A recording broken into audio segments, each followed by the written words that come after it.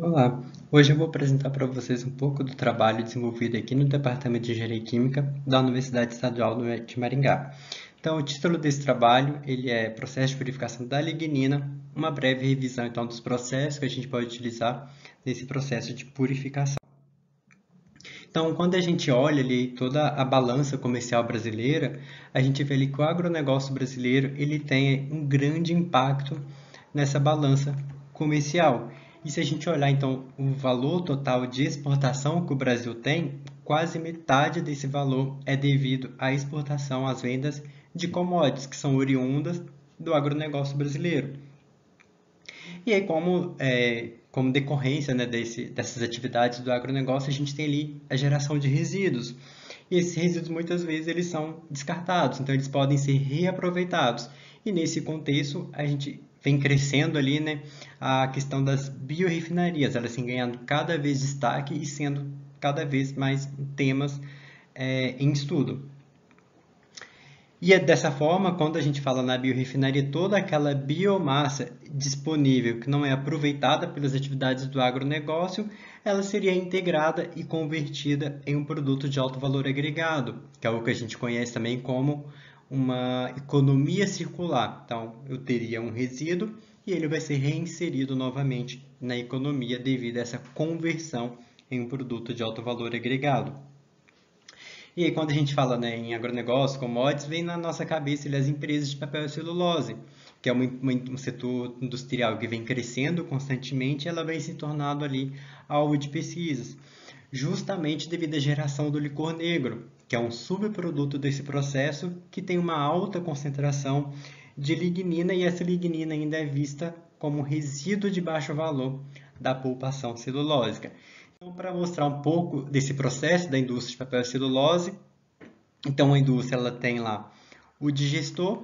Nesse digestor a gente vai ter a entrada da madeira, a entrada do licor branco. Esse licor branco seria os químicos necessários para fazer esse processo de digestão, que seria a extração da lignina dessa madeira para obter ali apenas a fração de celulose.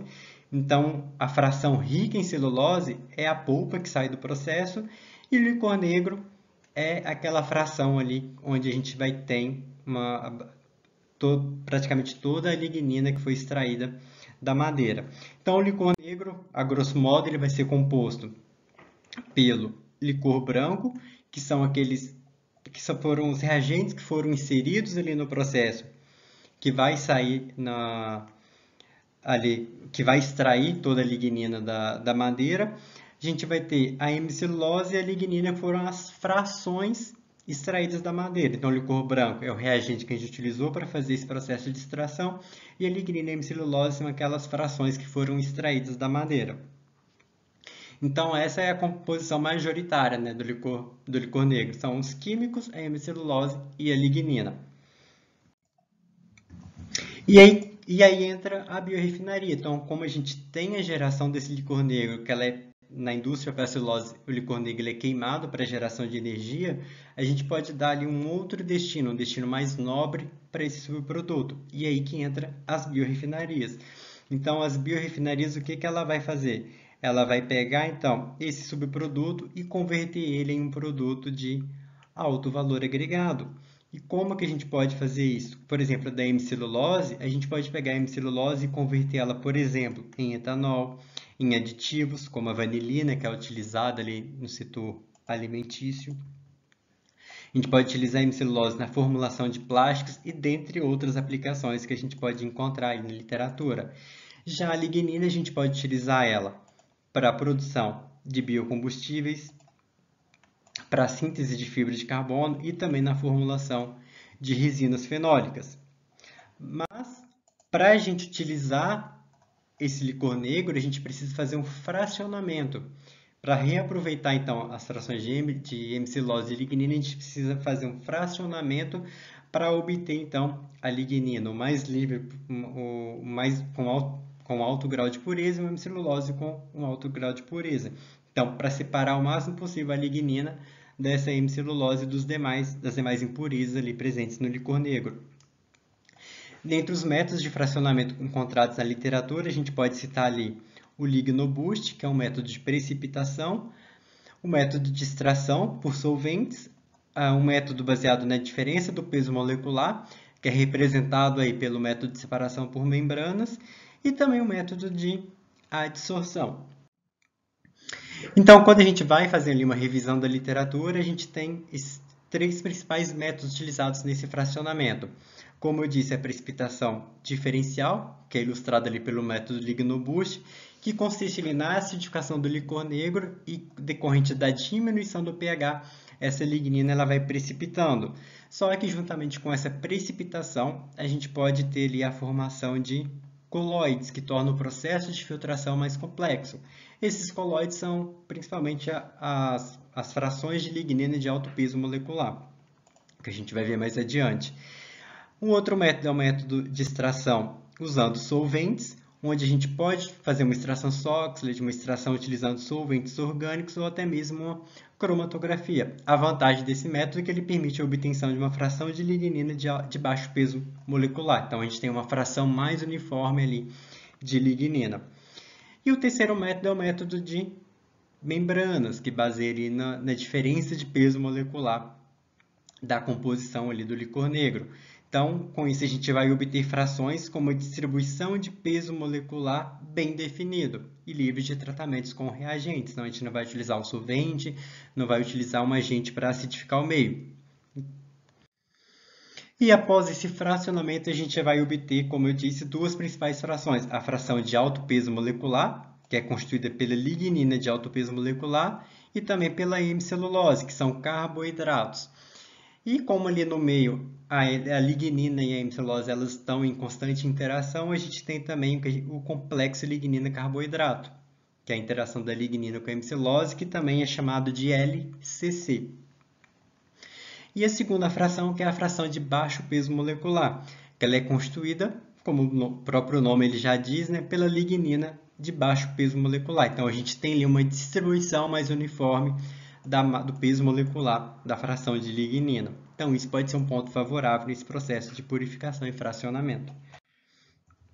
Então, quando a gente olha a estrutura molecular da lignina, ela é formada principalmente por grupos de fenilpropano e as principais ligações químicas encontradas são ligações de carbono-oxigênio-carbono e de carbono-carbono.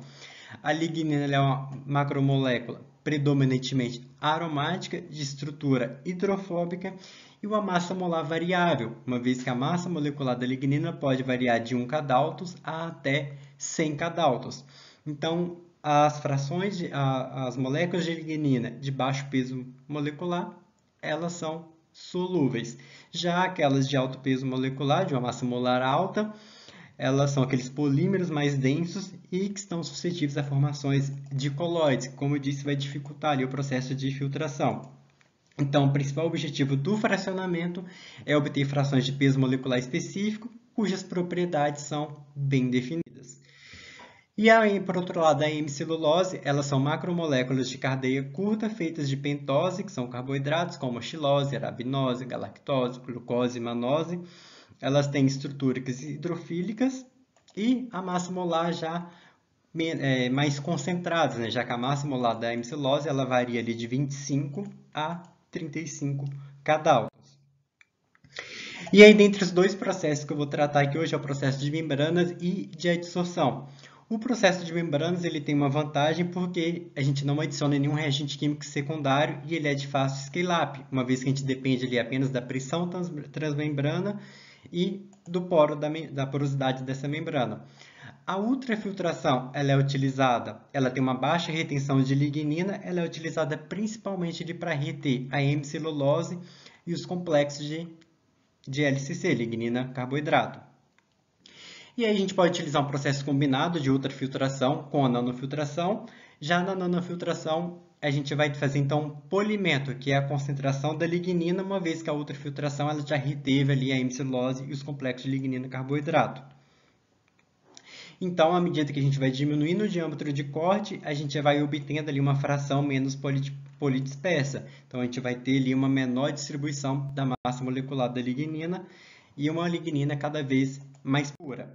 Já por outro lado, a gente tem também a adsorção, que é uma operação que ela se mostra viável pelo baixo custo de aquisição e de operação, E a literatura ela aborda ali vários adsorventes utilizados, como carvão ativado, lama residual da indústria de mineração, precipitado de carbonato de cálcio, além de polímeros catiônicos.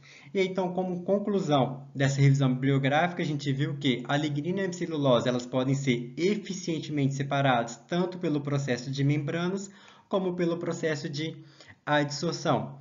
O fracionamento por ultrafiltração ele é utilizado para a retenção de particulados de maior massa molecular e já a nanofiltração é utilizada principalmente para a concentração da lignina e, além disso, o uso de adsorção também ele se mostrou ser bastante eficiente devido à alta adsorção de lignina e uma baixa adsorção de hemicelulose. Então, o estudo mais aprofundado que a gente fez, vocês podem conferir ali no trabalho na íntegra. A gente gostaria de agradecer ali, então, à Universidade Estadual de Maringá, à CAPES e ao CNPq pelo suporte dado na execução desse trabalho. Muito obrigado a todos.